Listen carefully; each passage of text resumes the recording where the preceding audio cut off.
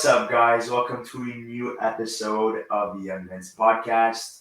In terms of new things, we have our new co-host, Zach.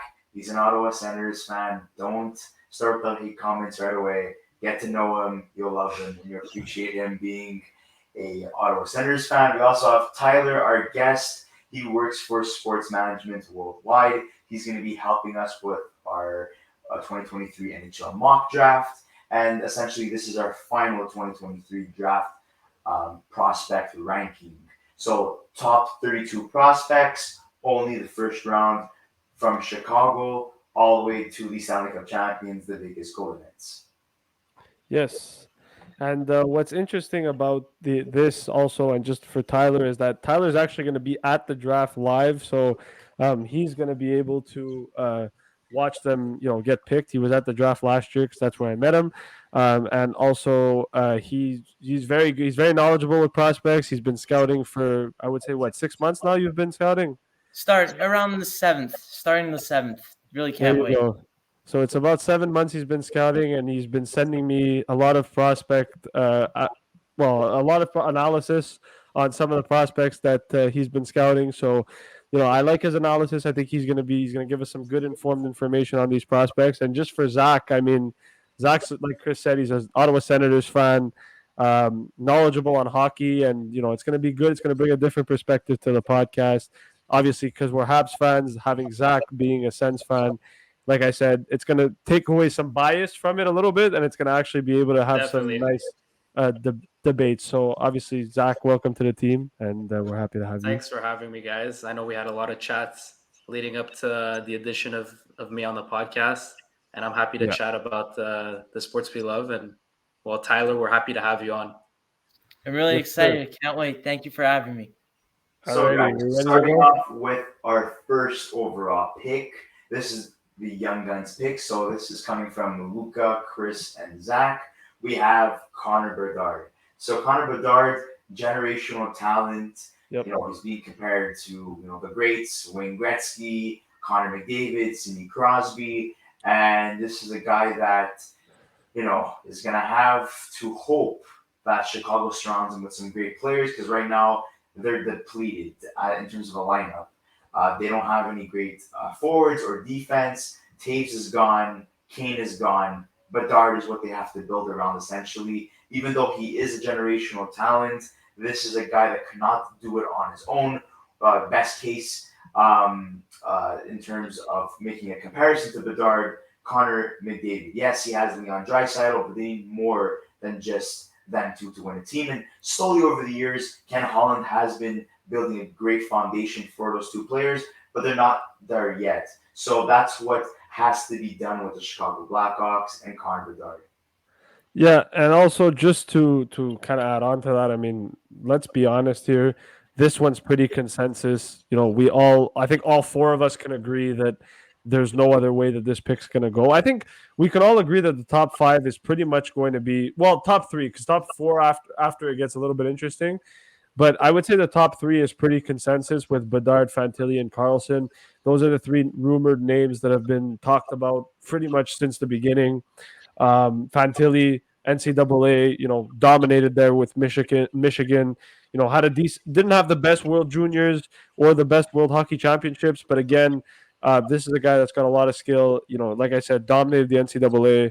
I think he's a guy that's absolutely going to kill it in the NHL level. And then you got Leo Carlson, who I think is probably the most NHL ready player out of Will Smith, Fantilli, and himself. He's a guy that's played in the Swedish league, did a very good job in the Swedish league. Solid two-way center, more of a passer than he is a shooter, which is what I think Columbus is going to like to do, especially with their fact that they have Patrick Laine there as a forward. So I think the top three is pretty much consensus. Zach, Tyler, give your thoughts. Whoever wants to go first on just that top three, and you guys can. I guess I'll go first. I completely agree so far. Like the first three, for Anaheim's case, even though they have a lot of centers, I think out of the three that they potentially will have, I think Adam Fantilli will be the most complete player out of all those three. You have Trevor Zegers, who is arguably one of the most skilled players in the NHL with his hands, his hand-eye coordination.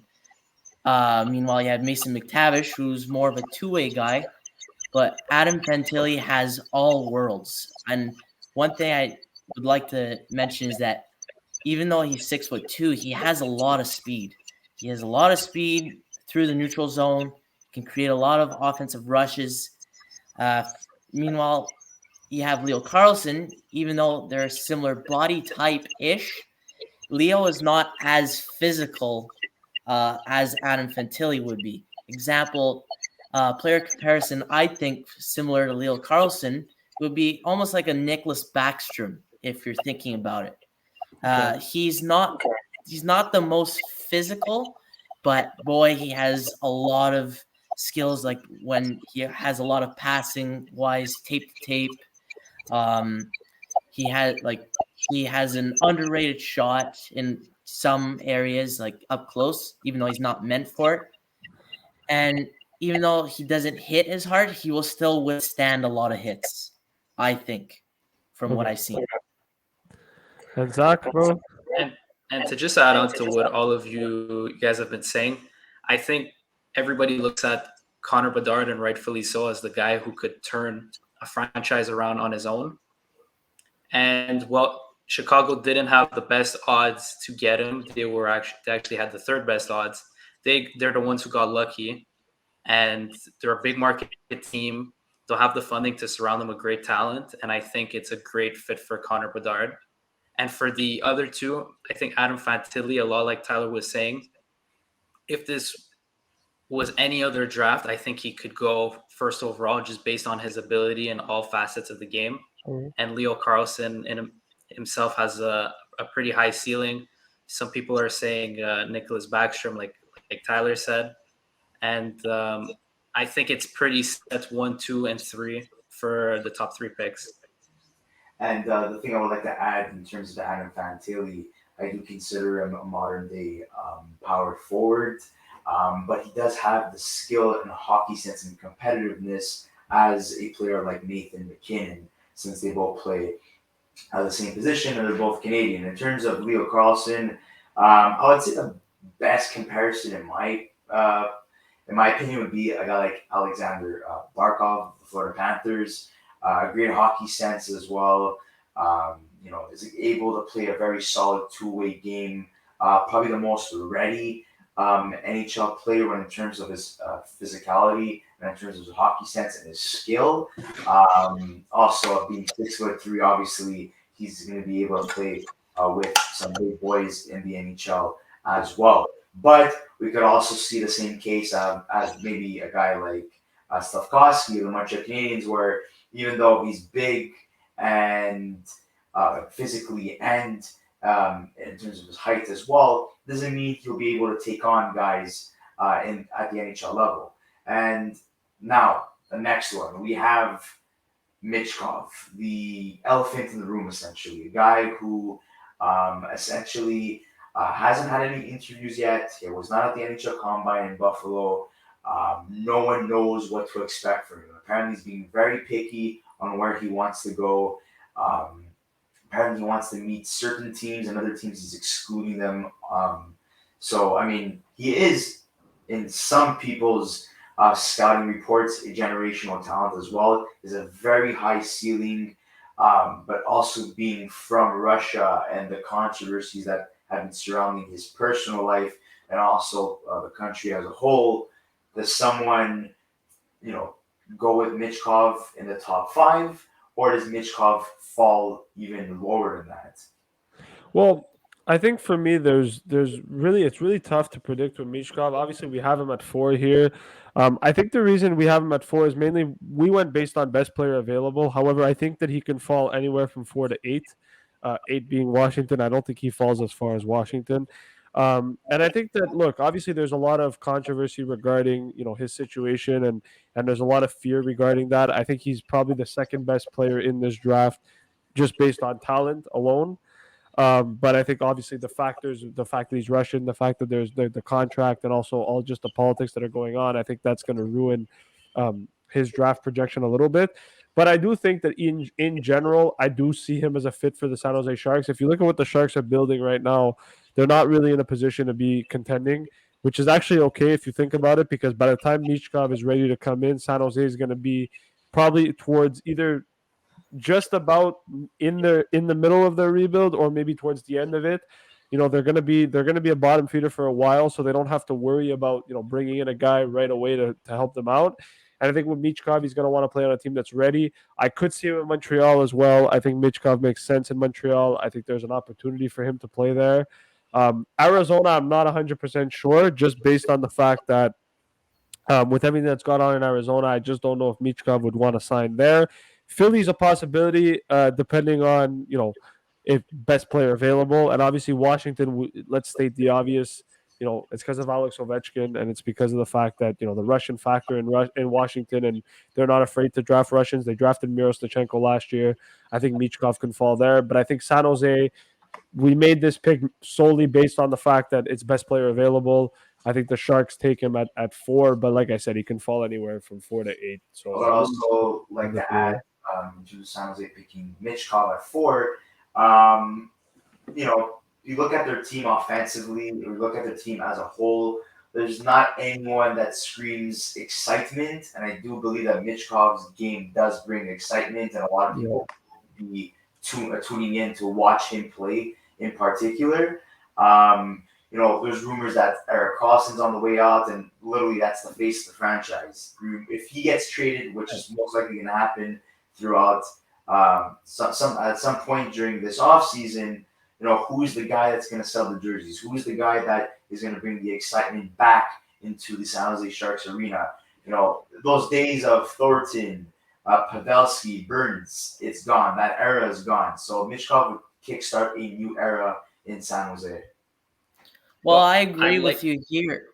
Matt, I think the timeline fits correctly for Matvei Michkov's case. As we mentioned, he does have a contract with Sochi for like 2 to 3 years.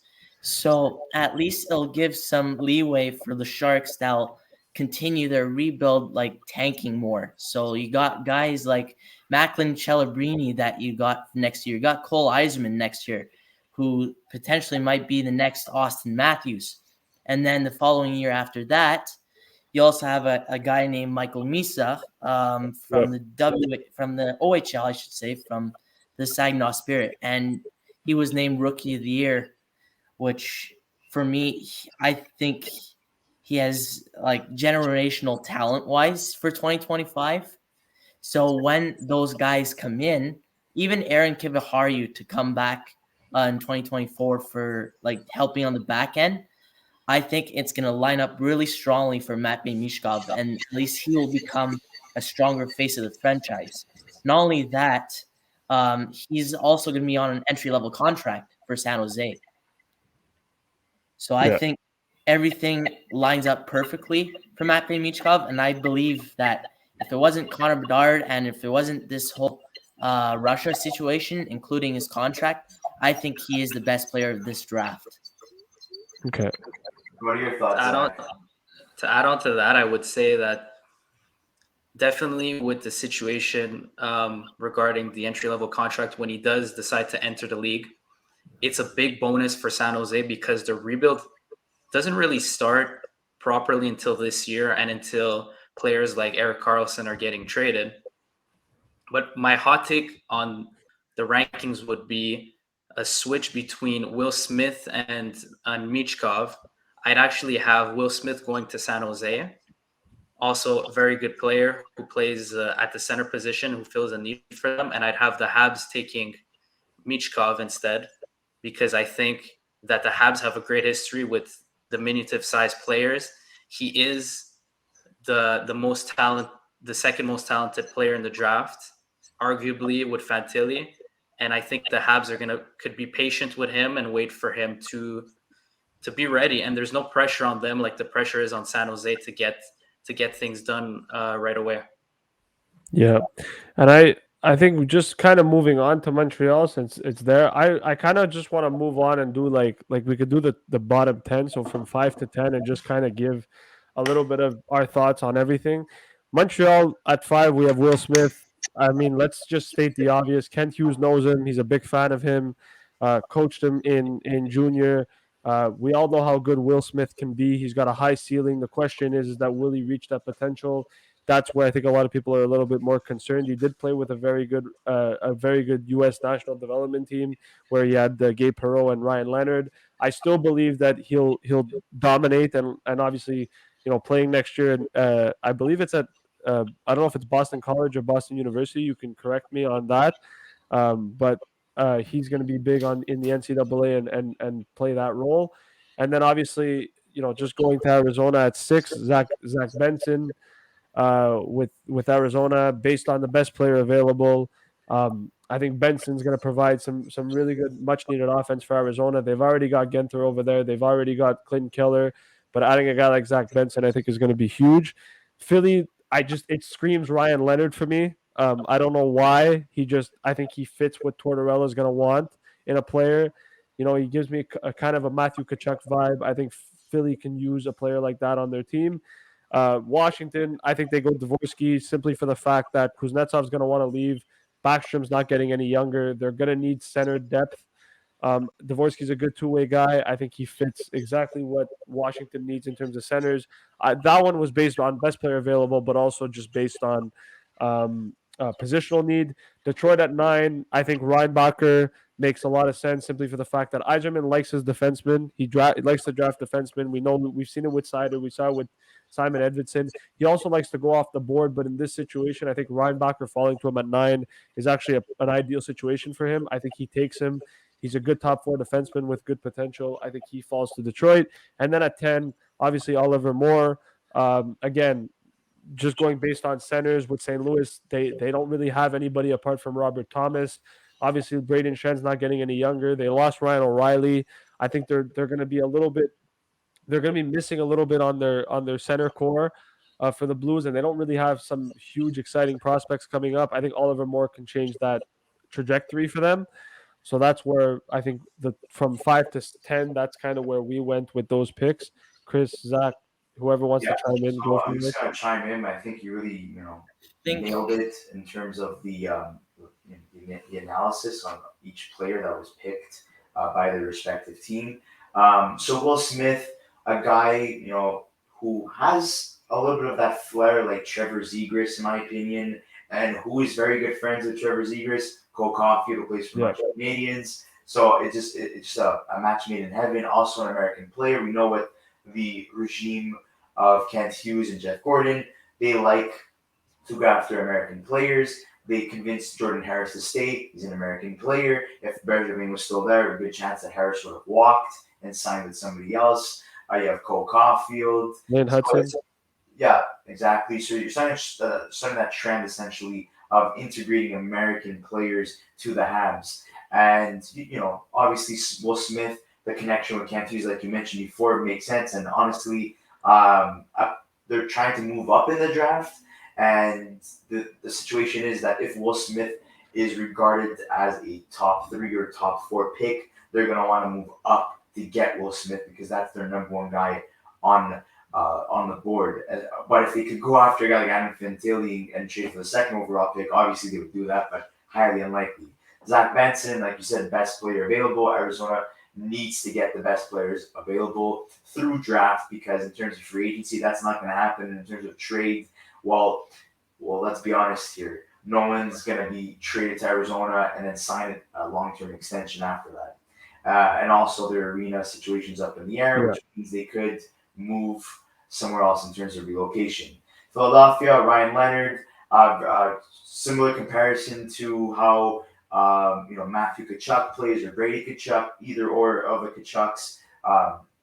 Gritty player, power forward, screams what Philly is all about, and with Daniel Briere being at the helm of the Philadelphia Flyers as the new general manager, he's trying to rebuild their culture and rebuild the team from scratch. Dvorsky, center with Kuznetsov potentially being traded since he wants out of the team. He's not happy there anymore. And Backstrom is not getting any younger. He's dealing with a lot of injuries. They're going to need a top caliber center for the future. Dvorsky is that guy. David Reinbacher, they need a right-handed defenseman. They just traded Roenick to the Vancouver Canucks. They're good on the left side, but they're weak on the right side in terms of defensive prospects. In terms of St. Louis, like you said, they only have Robert Thomas right now. You have Buchnevich, who's not even playing on his natural position. He's a right winger playing center. That's not going to last forever. Shan's not getting any older. Ryan O'Reilly's not there anymore. There's talks about him potentially reuniting with St. Louis as UFA. But again, money talks, so maybe there's a chance that he does not go there. We'll see what happens. But let's say Ryan O'Reilly does not go back there. They're going to need a center for the future to help Robert Thomas and create a 1-2 punch. I think Oliver Moore is that guy. Yeah. Just to chime in, and go ahead. Well, I was gonna allow you to give your 4 to 8 to see what the discrepancies were with our consensus mock board. Yes, but I was just gonna add in before that to say that Arizona's pick at 6, they could also go the way of getting a defenseman, Rainbacker, who's the consensus best defenseman available. And I find if you're looking down their depth chart and their prospect pool, they're very thin at defenseman. And at forward, they do have guys like Cooley coming up, and they have also Dylan Gunther as an example. So, and you look at the defenseman, they really have nobody. And I think if you're going for filling a need, that's the kind of pick they would go for. And Philly, Ryan Leonard, he pretty much embodies everything that Philly are about if they're going to continue to go that direction with John Tortorella as the coach. And you would assume that for at least the time being, that's going to be the way. Hard-nosed, hard-working kind of hockey. And then you go down to Dvorsky, who would be the best center available for Washington, who are going to be very thin down the middle once their aging stars come to terms. And yeah, that's about it. So Taylor, I was interested in knowing if you wanted to move some things around and what your opinions were. Yes, so I think I agree with 5 Will Smith. I think he's the right fit for Montreal, especially him talking about him wanting to play with Cole Caulfield. So I think that makes sense, especially they're from the US NDP. From what I see from Will Smith, I almost see like a Mika Zibanejad mixed with a Steven Stamkos type, where he can do anything. Not only he can pass, has fast legs, he can wheel, he can cycle the puck, but he also has a really quick and powerful shot, which I think it's truly important to have as a centerman. But the one change I will start is I think Arizona will go with David Reinbacher, considering that if you look on their depth charts, especially on the right-hand side, you only have Maverick Lamoureux, who was drafted last year, and he's not really known as a top 2, top 4 D-man. I think he's going to be projected as a top 6. So you need like a franchise defenseman. Every playoff team will have a franchise defenseman. Example, Colorado, you have Cale Makar. Tampa, you have Victor Hedman. Nashville, you have Roman Josi. So you need a guy like that to support on the back end. And I think David Reinbacher's size, I think he has the size to be an NHL ready, and he still has time to grow. Not only that, I think he's a very smooth skater, considering the league that he plays in, the National League in Switzerland, which is also a men's league. So, and I think he also has excellent passing, and most notably too, he can be very physical, especially in the Swiss league. When you have more ice open, I think he can be very physical. I agree with Ryan Leonard. I think that's Philadelphia Flyers vibes. He's the prototypical type of Philadelphia Flyer who works hard. He can score goals. He can check to the net. Dalibor Dvorsky, I think I do agree with, because Backstrom might go, and then you have Kuznetsov, who might get traded. And then number 9, I think this starts to become an off-the-board pick, but not really. I think it's going to be Axel Sandin Pellikka, because I see him as almost of a Quinn Hughes type player. And Detroit lost Philip Hronik to the 2023 trade for the 17th overall pick. And I feel that Axel Sandin Pellikka's skating is very strong, even though he's considered like okay, fat, like speed wise. I think he's one of the most agile defensemen. And at number 10, I see Oliver Moore vibes. Nice. So let's move on to 11 all the way to 20. Yeah, we're gonna make it pretty quick here. I mean, 11, we all pretty much agreed, and I think Tyler, you can probably agree with us on this too. Axel Sandin Pellikka screams Vancouver simply for the fact that they love their Swedes. Patrick Alvin, Sweden. Elias Pettersson. I just think it makes the most amount of sense. The Sedins part of the organization. The Sedins, Alex Edler. There's just so many Swedes that so I think they're gonna go Swedish, or we think they're gonna go Swedish. 12, Matthew Wood again. Just trying to stockpile as many players they can get Arizona and many solid players. I think Matthew Wood provides everything that Arizona's looking for. He's a hard worker. I think he's a guy that would be able to bring some really good offense to Buffalo to Arizona. Sorry, moving on to Buffalo with Gabe Perreault. What's interesting about Gabe Perreault is that, for me, I think he screams exactly what Buffalo's looking for. Like Chris had mentioned off the podcast before we started this video, he reminds him a lot of what Matthew Savoie could be. I think Perreault is going to bring some offense to Buffalo. I think that could make sense. Pittsburgh, off the board pick. I know Kyle Dubas likes to do off the board picks. I think he trusts his scouting staff. But to me, I think Edward Saleh is a guy that could go to Pittsburgh. Czech Republic. We all remember the last time the Penguins drafted a Czech player who it ended up being. Just basically what I'm trying to say is that they drafted Jaromir Jagr a long time ago, and it ended up working out. Maybe they think Edward Saleh is going to be similar. Don't think so, but there's a possibility. 15, Kobe Barlow, again, underrated player, probably one of the most underrated players in this draft. I think Nashville gets a steal with him at 15, or we think Nashville gets a steal with him at 15. 16, Nate Danielson. I'm the biggest fan of Nate Danielson. I've been saying this from the beginning. I think he's going to go top 10. I think he falls to Calgary. If he does fall to Calgary, that's a steal for Calgary. I think he's probably the second best center in this draft. That's just my opinion on it. Braden Yager just screams Detroit. Really good forward, good two-way guy. I think he fits Detroit.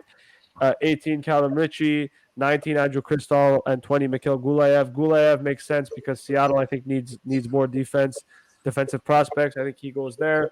Cristall, Bedard talked about how one of the most underrated players in this draft is Andrew Cristall, and Cristall talked about how he wanted him to play together.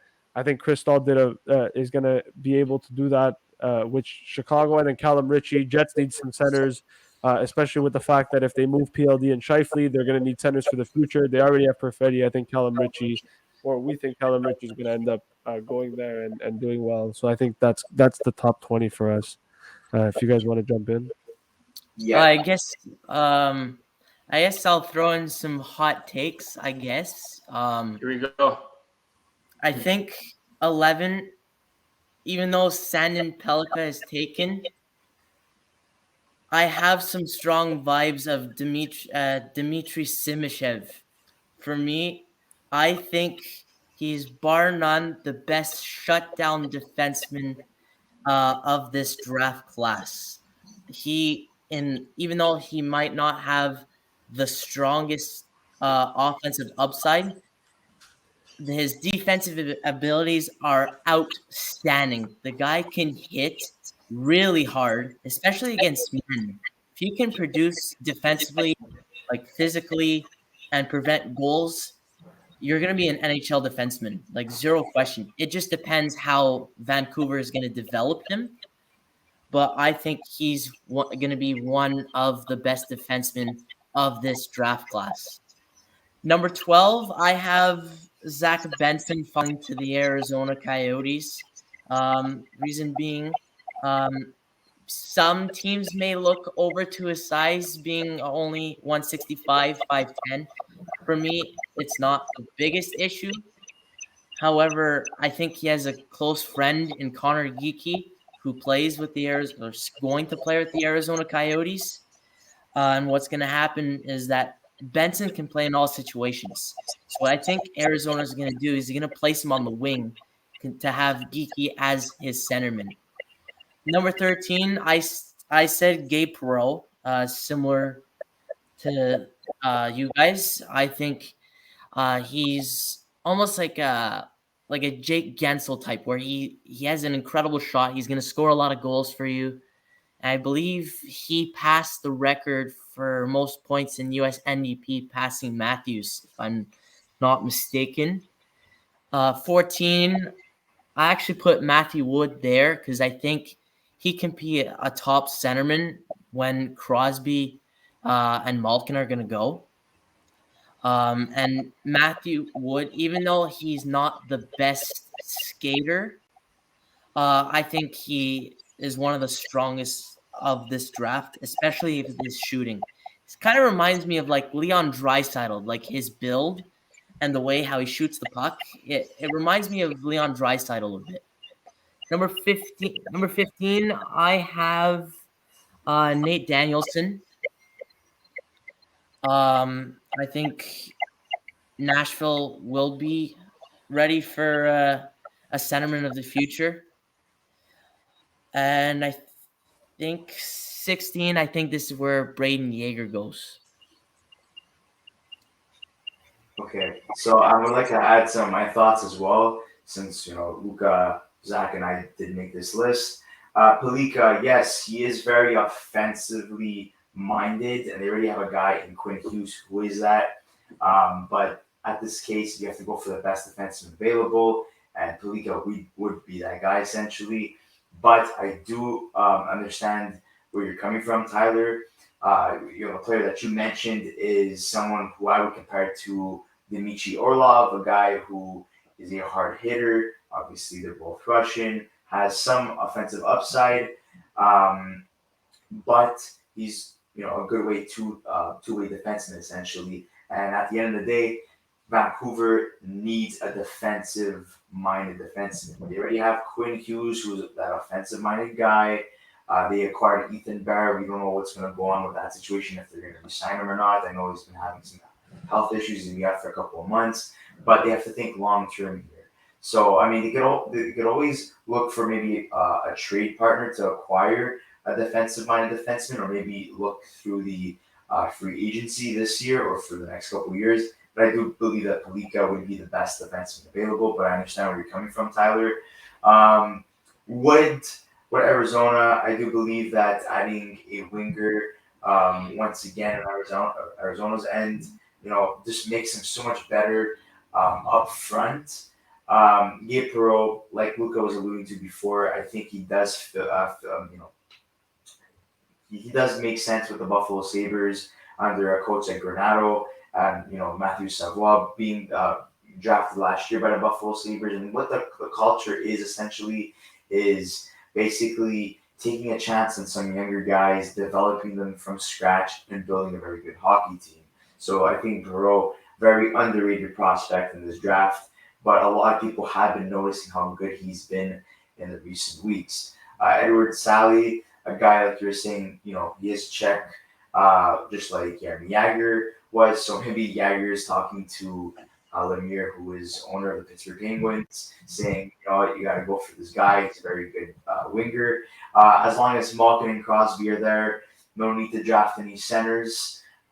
So Sally being a winger, you can never have enough of wingers. Colby Barlow, a winger as well. This would be Trotz's first draft pick as the general manager of the Nashville Predators. So I think Barlow does fit where Nashville's going for, especially under a guy like Trotz. Nate Danielson, very underrated prospect in this draft as well. Calgary does have Lindholm and Kadri, but the thing is that Michael Backlund, he's up there in age. I know there's been talks about him potentially being captain, but they do have a new general manager. We do not know if they're going to want to move a guy like Kadri or Lindholm. I know the Carolina Hurricanes are interested in Lindholm, so there's always a possibility there. If it comes down to the right offer, they'll move him. So that's always an option for them. And in terms of wingers, they have so many great prospects like Pelletier and Coronado as well. No need to get another one, in my opinion. Braden Yeager, a guy who can play center, left wing, and right wing, very versatile player. He's a guy that I think Yzerman would love to have and play him in every single situation. In terms of the winger depth in Detroit, not the greatest, but there has been some surprising names that came up this year that did a very great job. But with the market signing an extension, you look at the other centers below him. Yeah, you do have Andrew Kopp, but again, playing second line center, I don't think that's ideal. I think he moves down to the third. And having Joe Veleno as a third line center, I think he's an overrated prospect and he's not living up to the hype essentially. So I think Yeager as a centerman on the third line would be ideal, or maybe the second line if we choose to play him as a center. If not, they can move him to the wing. Then in terms of Callum Ritchie, Dubois and Scheifele most likely will be traded during the offseason. They need a center, so it makes sense. Andrew Cristall, he could fall down a lot in this draft. Like you're saying before, Bedard spoke highly of him, so they could be playing together. And Mikhail Gulyev, he's an offensive-minded defenseman. He's a quarterback to a power play, and I think that's what Seattle needs. They have a lot of defensive-minded defensemen, so I do believe that getting on offensive-minded defensemen does make sense for Seattle. Zach? Yeah, so I had a question more so for Tyler because we pretty much wrapped up our picks, which are a consensus for this tier. And I wanted to know who do you think has the most upside out of these picks? And do you think any of these players could become elite level hockey players? I know you spoke of Axel, the Swedish defenseman before, but if there's anybody else and how have they been impressing you? Well, it depends how they develop, right? You could go a lot of ways. Like I'm high on Gabe Perreault too, especially the way how he can fend off and feed off his teammates, which I think is truly important to have. And especially look at the arsenal from the Buffalo Sabres. Yeah. They're right there in the playoff spot, like just almost there. So by adding a guy like Gabe Perreault, I think it's going to be an offensive dynamo. You already have Dylan Cousins. You already have Tage Thompson. You got Jack Quinn. You got even John Jason Paterka, who had an excellent world championship. So by adding a guy like Gabe Perreault, I think it's going to be truly key for the Buffalo Sabres. Not to mention, too, going on to Andrew Cristall, I think he's probably the most creative player of this draft. He's probably one of the silkiest hands. He has vision like no one other in the WHL I've seen. The main thing I think that will drop him is how his skating is reflected by his size. Because Andrew Cristall is not big. He's only around 5'8", 5'9". And his skate is very unorthodox. What I mean by unorthodox, he's not fast, but he's really shifty.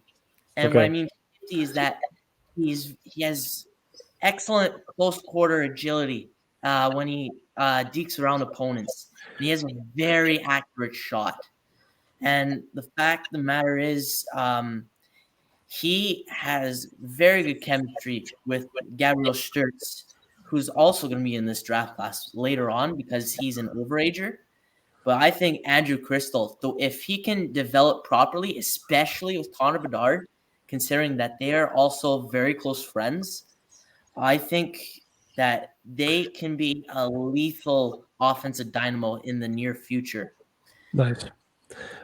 Just to kind of move on now, Chris, if you want to lower the screen a little bit, but just to kind of move on from picks 21 to let's say 32, we're just going to finish it all off here. And then I know Tyler has a few honorable mentions he'd like to mention after of guys that could slip into the first round. 21, we had Otto Stenberg. I mean, look, Eriksson Ek is their first line center. I know Marco Rossi is a guy that they're very high on. But I think for Minnesota, they lack that potential number 2, number 3 center. I think Stenberg brings that to them that could potentially help them out. Philly at 22, we went with Lucas Dragicevic. Dragicevic is not really defensively minded. He's more of an offensively, talented defenseman. Obviously, with Philly, they don't really have offensive defensemen. I know they have Tony DeAngelo, but that's not really a long-term solution for them. I think with Dragicevic, it allows them to bring in an offensive power play quarterback, kind of like what Guleyev is, but be solely focused on the offensive side of things. And with Dragicevic, if he can work on his D game, I think he could be probably one of the most underrated defensemen in this draft. 23-1 with Quinton Musty. I think he just screams what the Rangers are all about. Gritty player, not afraid to get in the corners and play in the corners. But not only that, he's a guy that can score. He's really fast, probably one of the fastest players in the league or in this draft class. I think it's an opportunity for the Rangers that they can't pass up on. 24, Riley Hayes, same thing. Third line center, I think could be a really good third line center for Nashville. Just talking about the Predators and what they were going to get in this draft. If they can come out with Riley Hayes and Colby Barlow, I think they've done a pretty good job for them. St. Louis, Tom Willander.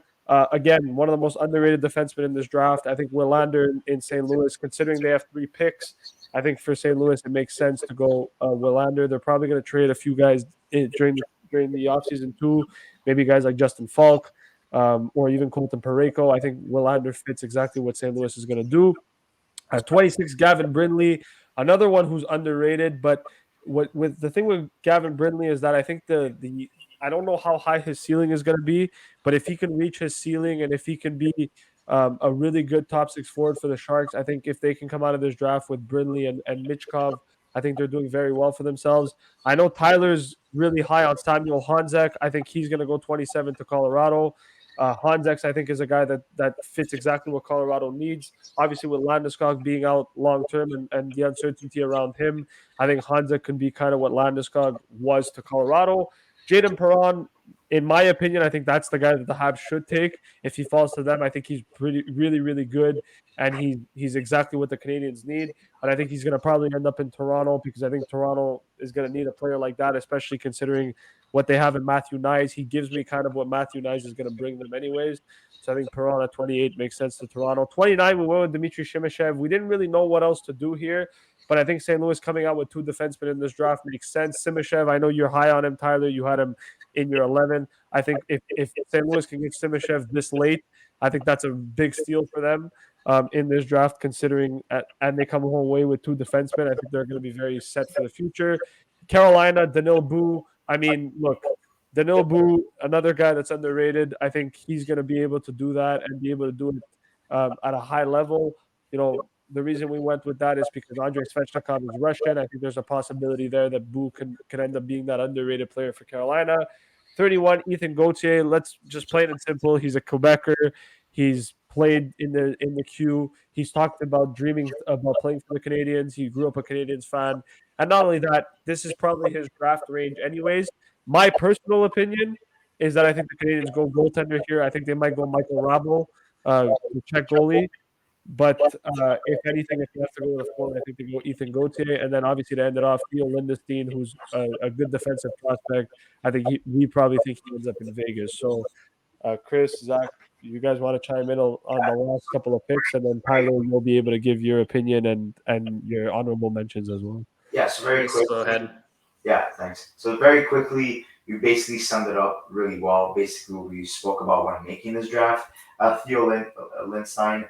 Why do we go with a left-handed defenseman? Well, if you look at the right side, you have White Cloud, you have Shea Theodore, and you have Alex Pietrangelo.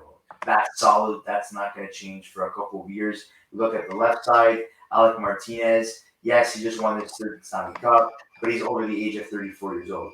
So obviously, you're going to have to start looking for long-term replacements in terms of a prospect, and I think he fits the profile. Ethan Gauthier, we do know that Montreal's been more open-minded recently to draft and also trade for and sign Quebec-born players under Gordon and Hughes. So Gauthier being a very consistently good player in terms of his production level, I do believe that's a possibility. Daniel Boo, Russian-born, very solid winger. This is his range essentially of where he could go in terms of this year's draft class. Jaden Perron, a winger. You look at Toronto center depth, they're not going to be any centers anytime soon. You look at the defensemen, I think it's solid after what Kyle Dubas did for them during the 2023 trade deadline. So I think that's fine. In terms of St. Louis, why do they go after two defensemen? Well, we have Pareko that could be on the move, Krug, Falk. They already moved another defenseman at the 2023 trade deadline as well in Mikola. So, they're not opposed to doing that. In terms of the Nashville Predators, why do they go after a centerman? Well, under Trotz, he's going to want to make some big moves, right? He wants to be a competitive team as soon as possible. This is now his team, so it's his vision. I wouldn't be surprised if we see either Matt Duchene or Ryan Johansson being traded. So that opens up a slot long-term for a center position.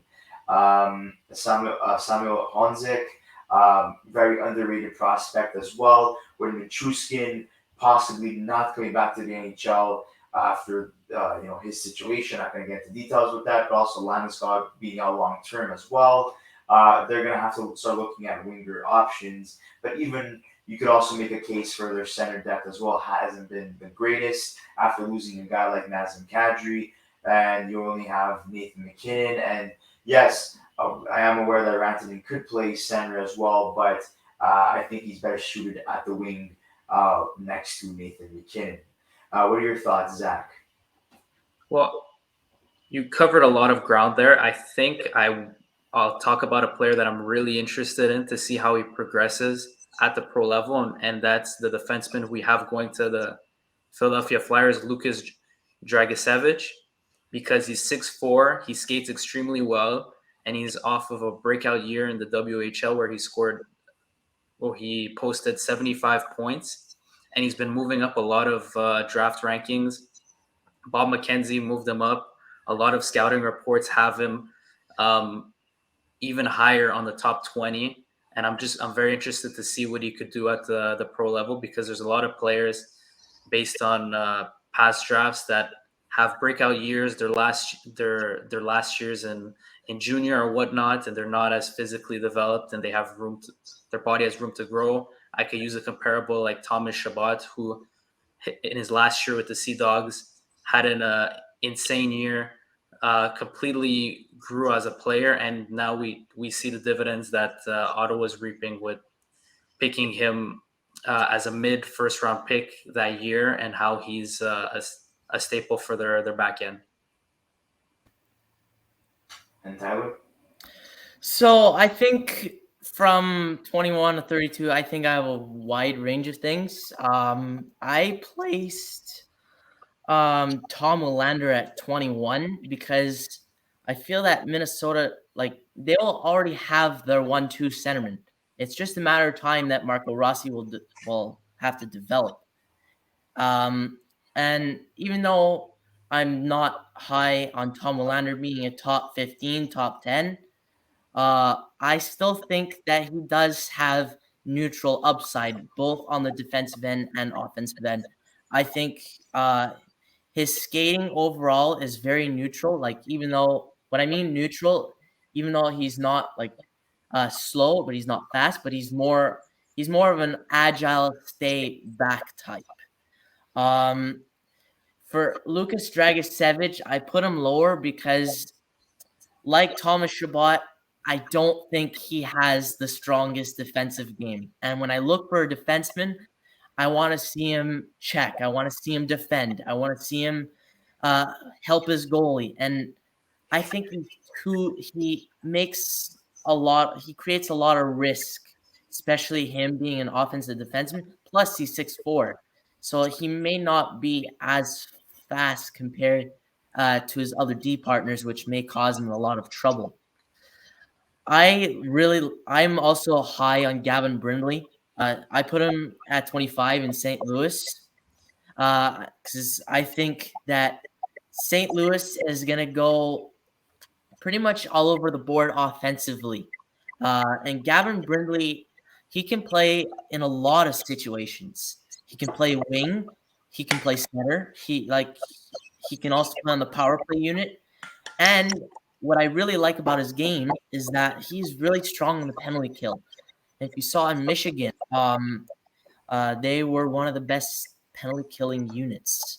And I think him, especially being partnered with Rucker McGroarty, who was drafted last year, I think he has a very underrated game and could be a potential steal of this draft. Another guy I was really high on that Luca mentioned was Samuel Honzik. He's a very big guy. He's 6'4", 6'5". He can skate really fast in the net. He's very neutral to, how do I say, his playmaking ability. He's not a shooter. He's not really, even though he can score goals, he's not really meant to shoot. So I see him like he's a cheaper version of Barkov. He's more so a two-way guy. And what I like is that he will use his size to his advantage. I like the way how he will lunge to intercept passes. I think the way he plays defensively shows in his size. Another guy I was really curious enough, I put him at 30th, was Ethan Gauthier.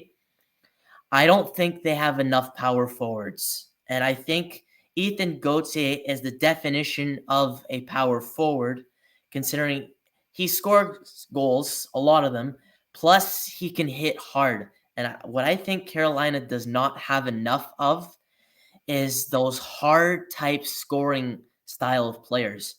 You have Sebastian Aho, you have Teuvo Teravainen, you have Andrei Svechnikov. Those are more skilled players.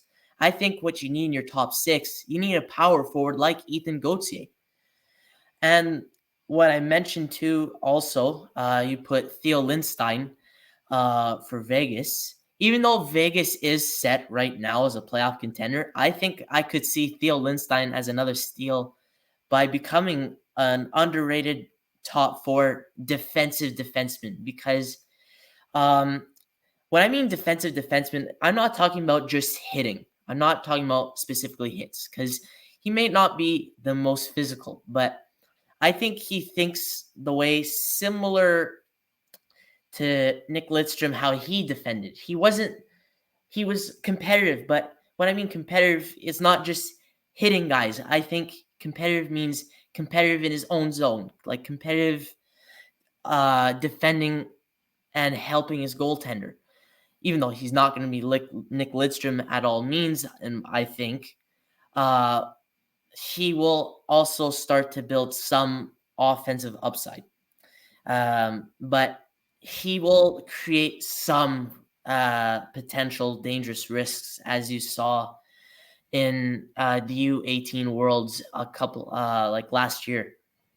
And I'd like to sum up a couple of the honorable mentions I have. One of them was Cohen Zemer. Cohen Zemer, who played with Riley Heidt in Prince George, he too is also similar to a power forward, but he mainly scores a lot of goals. He has a very strong shot. I think his defensive game could be a little bit better. There's some inconsistency, especially his skating. He may not be the fastest and still needs some lateral movement work to become more agile, even though he's like 6'2". And for me, I think the best goalie of this draft is Trey Augustine from USNDB. Really? I think from what I saw in the World Juniors, I think you could go either or with Michael Hrabal, either or, but I think Trey Augustine will have a higher ceiling, in my opinion, at least. Interesting. So you believe that Trey Augustine is going to be the first goalie off the board come draft day? I think so. I think so. I think that's going to be a unique one. I think it's still going to be in the second round. Yeah. But he can have the potential to be a very late first round pick. A couple of guys I'd like to mention too. a bounce back year to a certain extent because he wasn't doing the best in Liga, but he was outstanding with Finland, is Kasper Halttunen. He is a big power forward like sniper who can score a lot of goals for you. Even though he's not meant to be a hitter, he will use his size to his advantage, going in front of the net, making screens, shooting the puck a lot. And I think one of the most underrated guys because of his size, but he is very fast, and I've seen him in Hamilton, was Nick Lardis of the Hamilton Bulldogs. I think he is one of the best skaters of this draft that will potentially show up in the second round very early. And I think he has a similar game to Matt Zuccarello of Minnesota. Nice. He's more of a shifty style of player, but he's very fast at doing it. And not just Andrew Crystal, that he just stays in position. Like, how do I say it? He's just stationary. But what I like too is that he will be shifty off the rush, which I think is truly key in a player. Yeah. So, anyways, we definitely do appreciate the insight, Tyler. It's been a pleasure to have you on. We're looking forward to seeing how this draft goes, and not only that, obviously for you, I'm wishing you a good trip down in Nashville. I hope you enjoy yourself and you have some fun down there, and hopefully you get to meet some more players and some more people. And let's see if we're close in our draft projections about where these players are going to go. But we do appreciate having you on, and we're obviously your insight was fantastic. Obviously, you know a lot more than we do about this. That's why we wanted you to come on. So, thank you very much, and we'll hopefully we'll have you on soon for another video at some point. Yeah, no worries. I think this is a great start. I love what you guys do. I wish tremendously to be on more episodes. I have a lot of faith in this podcast. Thank you. Thank you so much, and thank you Appreciate for it your a lot. insight. Thank you for your insight on the prospects. So whenever it comes to talking prospects or maybe an analysis on certain players that maybe we're not too familiar about, definitely we'll reach out. But also, thank you, Zach, for making your first appearance. You guys will be able to ask him many questions during our live stream.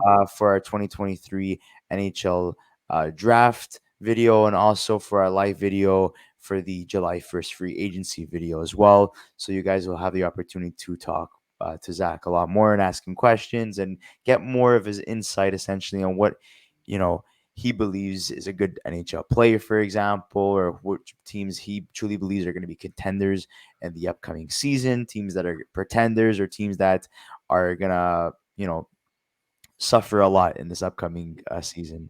So, guys, we'd like to say thank you so much, guys, for watching. Don't make sure to like this video, subscribe to our channel if you haven't already, and we'll see you on the next episode of the Young Men's Podcast.